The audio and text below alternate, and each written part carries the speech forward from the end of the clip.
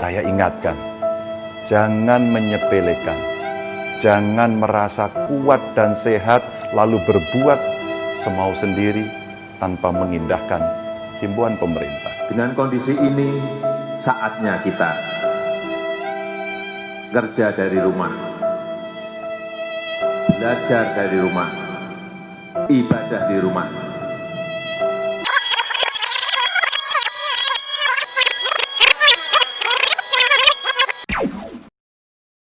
Penyelenggaraan pilkada harus tetap dilakukan dan tidak bisa menunggu sampai pandemi berakhir karena memang kita tidak tahu, negara manapun nggak tahu kapan pandemi COVID ini akan berakhir.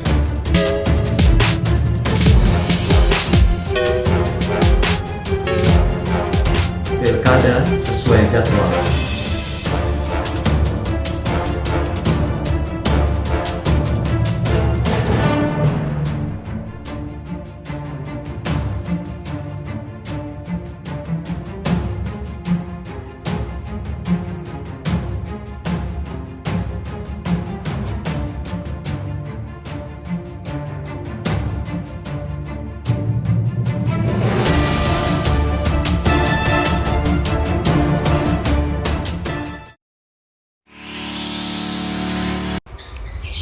Assalamualaikum warahmatullahi wabarakatuh. Pemilihan kepala daerah pilkada tahun 2020 ini akan digelar pada 9 Desember mendatang. Saat ini tahapannya sudah masuk ke penetapan peserta pilkada di Komisi Pemilihan Umum Daerah masing-masing.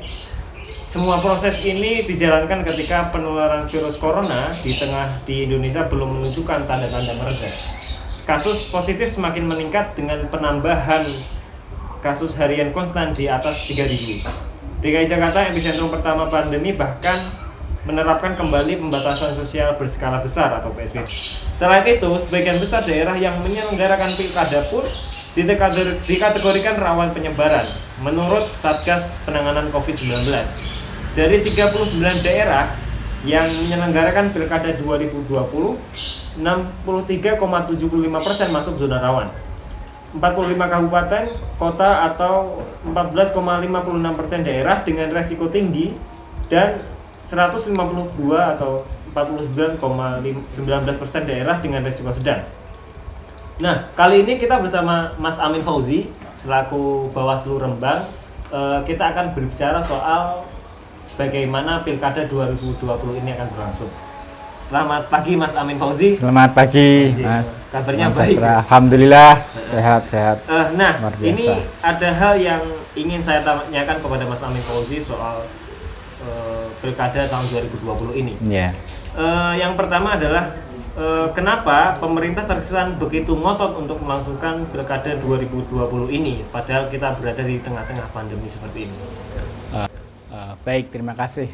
Memang sejak ada pandemi COVID-19 ini nyampe ke Indonesia, diskursus tentang pilkada ini dilanjutkan atau ditunda itu menjadi sangat menjadi perdebatan yang sangat hangat gitu kan, baik di tingkat akademisi, baik di tingkat pemerintah, tingkat DPR maupun di masyarakat luas yaitu. Tentu ini pemerintah maupun DPR selaku regulator punya argumentasi sendiri, punya kajian-kajian sendiri mengapa kemudian akhirnya Pilkada 2020 itu kemudian dilanjutkan kembali yang pelaksanaan coblosannya dirasakan pada tanggal 9 Desember 2020 yang akan datang itu. Jadi tentu mereka sudah punya argumentasi dan segala macam kayak gitu, baik pemerintah maupun legislator kayak gitu. Nah, ini muncul pertanyaan yang lain Mas, melihat kondisi yang saat ini, melihat kondisi pandemi ini, apakah melangsungkan demokrasi itu jauh lebih penting daripada menjaga kesehatan masing-masing seperti itu? Ya, sesungguhnya memang secara substansi itu demokrasi untuk apa sih kayak gitu. Pertanyaannya kan kemudian begitu. Sudah banyak uraian, sudah banyak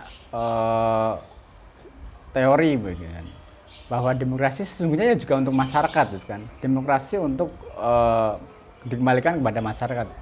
termasuk juga soal apakah pilkada ini dilanjutkan atau tidak. Sebenarnya muaranya juga pilkada untuk masyarakat, kira-kira kan begitu. Dengan kondisi dan situasi yang seperti ini, pandemi yang terus masih berlangsung, kita tidak tahu apakah itu selesainya sampai kapan, kita juga tidak akan tahu itu kan.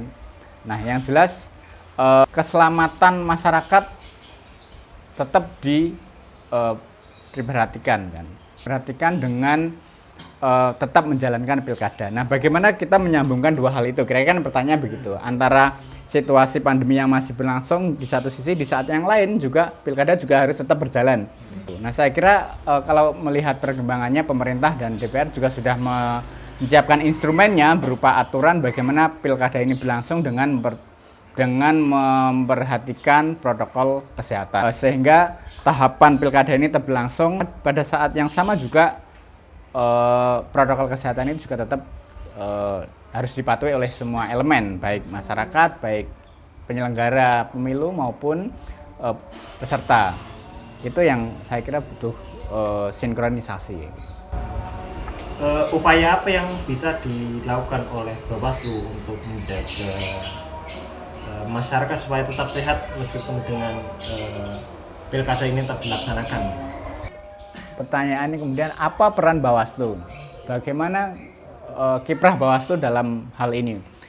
Tentu yang pertama tugasnya adalah melakukan pengawasan, mulai tahapan dari awal sampai tahapan akhir.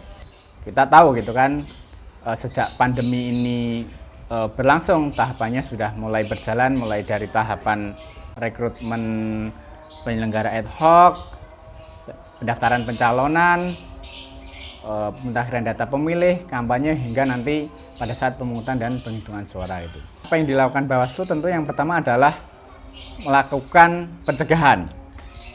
Satu, melakukan pencegahan.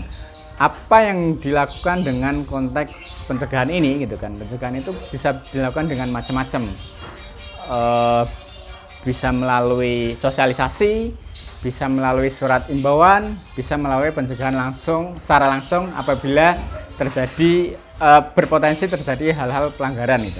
Itu yang pertama. Yang kedua adalah pengawasan. Jadi semua tahapan-tahapan kegiatan penyelenggaraan pilkada ini kita awasi semua, termasuk ini kegiatan-kegiatan kampanye juga kita awasi.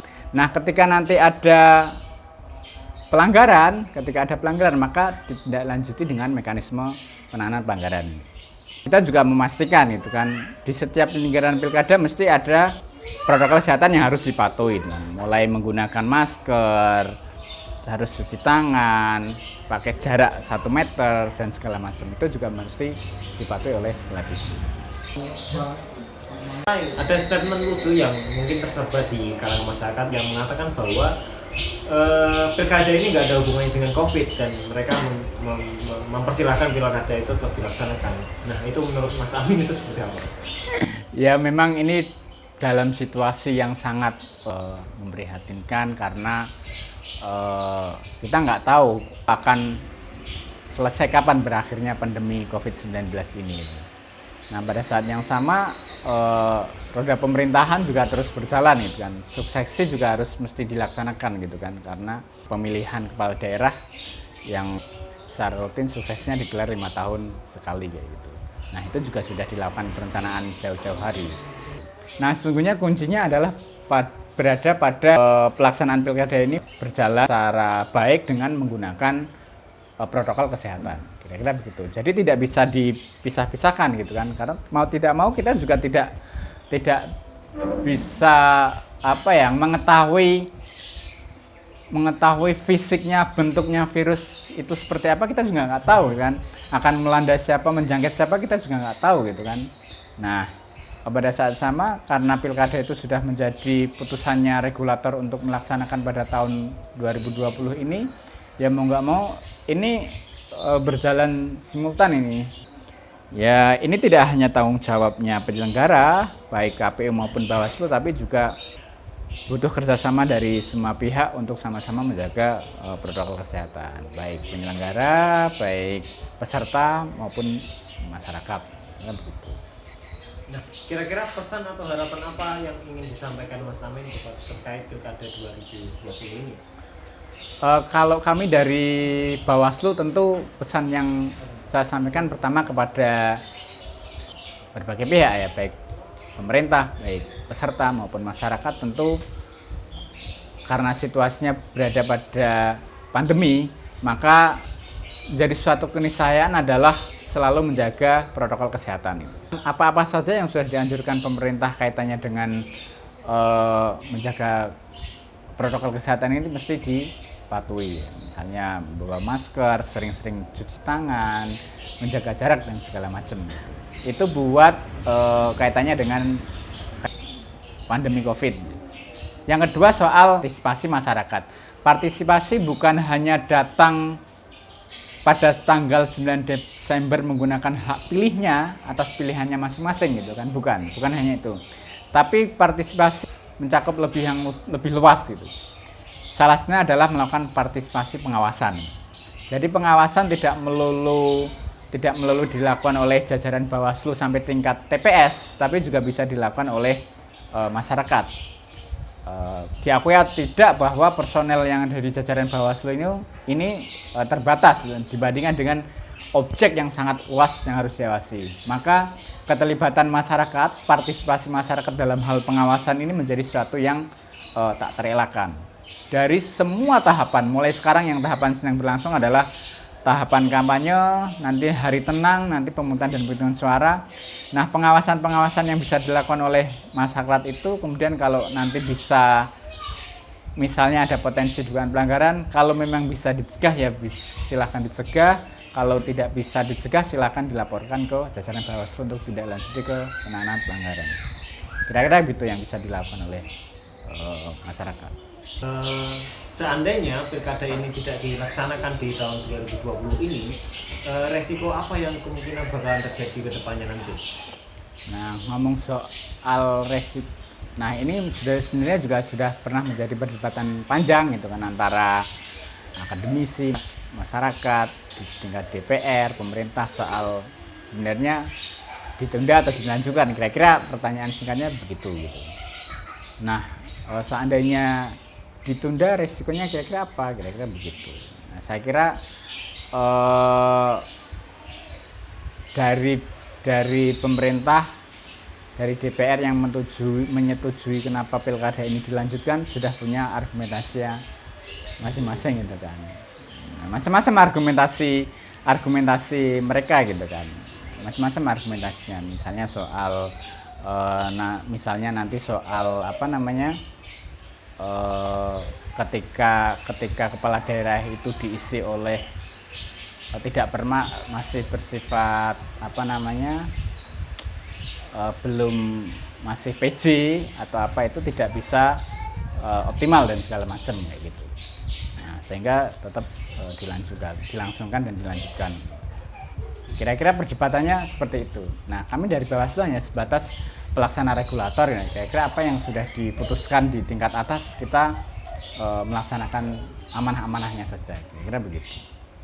Ya, mungkin cukup sekian wawancara saya bersama Mas Ani Fauzi, wawancara singkat ini. Semoga pilkada ini dapat berjalan sebagaimana yang diharapkan, kurang lebihnya mungkin seperti itu.